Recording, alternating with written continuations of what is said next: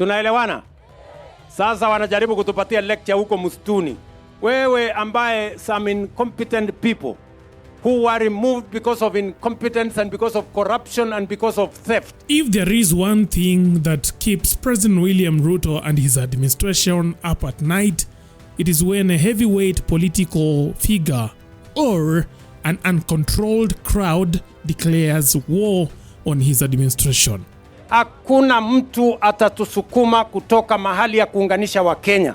Hakuna siasa ya uchuki na ukabila na kuwatenganisha Wakenya itafaulu Kenya hii. And today, the Kenya Kwanza government is probably banging tables and throwing their hands in the air like West Coast rappers, thanks to none other than Raila Odinga's latest fiery remarks. Sinawabwaga! Wakaenda sana pale wakaiba. Kuiba ni tabia yao. Kuiba ni mila yao. Wameiba. Hatujashindwa, tumeshindwa. Speaking at a meeting organized by ODM women at the Bomas of Kenya, the former Prime Minister, who is technically in a political situationship with Ruto, didn't mince his words. He tore into the president's government, condemning the rising cases of abductions and arbitrary arrests of young Kenyans. Hatuwezi kuvumilia kamwe watu wanatekwa nyara hovyo. Hawa watu ambao wanataka watu nyara ni watu gani? With his signature political bravado, Raila made it clear that he won't sit idly by as the government misbehaves under his nose. Yale maneno maovu ambayo yanafanyika hapa tumepinga. Mimi mnajua ya kwamba siwezi kuona maovu na nikae kimya. Hii mambo ya kuteka watu nyara, kushika vijana na kuenda na kuzuia na kuua mpaka ikwishe katika taifa letu. Hatuwezi kuvumilia kamwe watu wanatekwa nyara hovyo. Hawa watu ambao wanataka watu nyara ni watu gani? Ambaye askari nasema hawajui. Kama askari hawajui, hayajakani kuwa na polisi. Tumesema mambo ya abductions ikwishe katika taifa letu. Ikwishe. Shetani. Asanteni sana. Raila's verbal grenade couldn't have come at a worse time for Ruto, who is already battling a political firestorm over the recent disappearances of youths in Isiolo.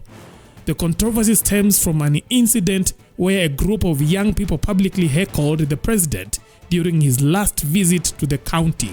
Ninyi vijana, sikizeni vizuri. Hamuwezi kutisha serikali ya Kenya. Sikizeni vizuri. Mnanielewa?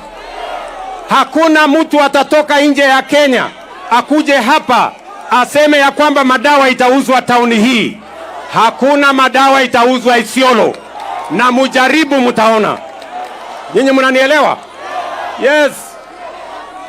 Mimi nataka niwaeleze watu wa Isiolo. While Ruto's administration insists that the arrests were linked to drug abuse, a vice he had warned about earlier, critics smell a vendetta, arguing that the crackdown is nothing more than retaliation for the Isiolo embarrassment. Tunalaani ile incident ambaye jana watu wanajaribu kuheckle kiongozi wa nchi. Kiongozi wa nchi ni baba yetu, ana heshima yake.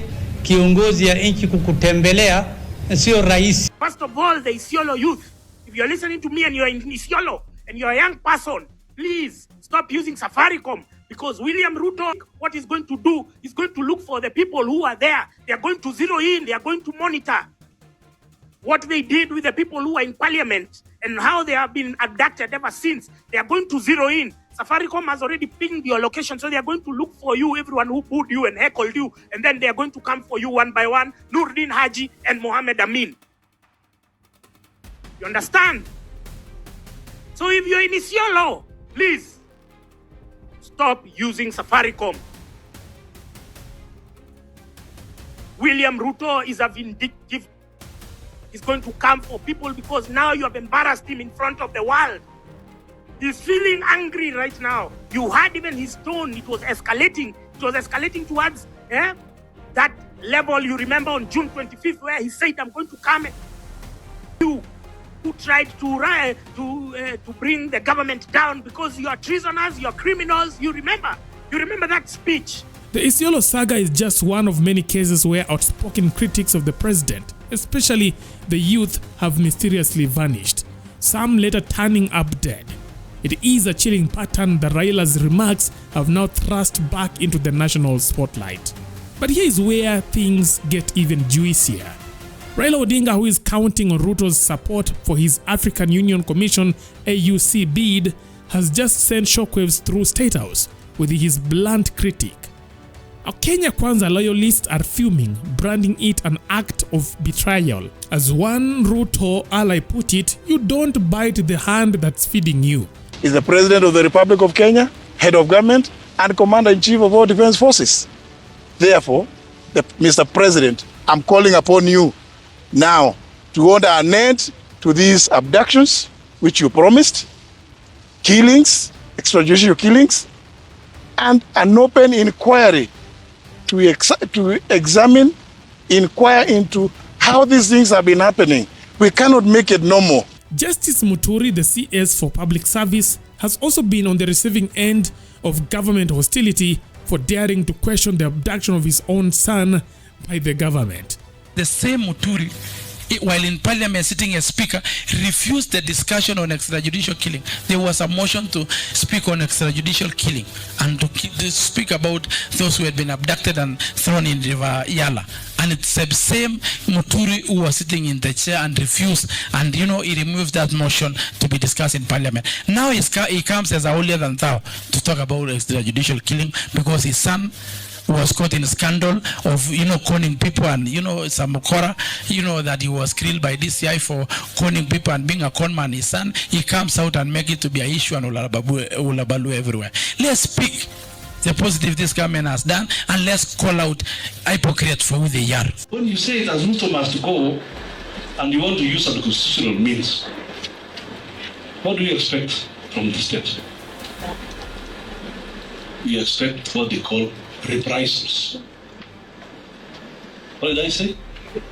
Reprisals. You expect what you call what? Repercussions. So the little noises you hear about some people have been arrested or abducted, those are repercussions of trying to overthrow the government through unconstitutional means. With Raila Odinga now joining the chorus of dissent, government insiders are scratching their heads, wondering why even those within the system feel compelled to speak out against the president. And the big question now is, will Raila's latest political grenade force Ruto withdraw his support for his AUC bid? Especially currently right now, we only have few days remaining for the voting to take place.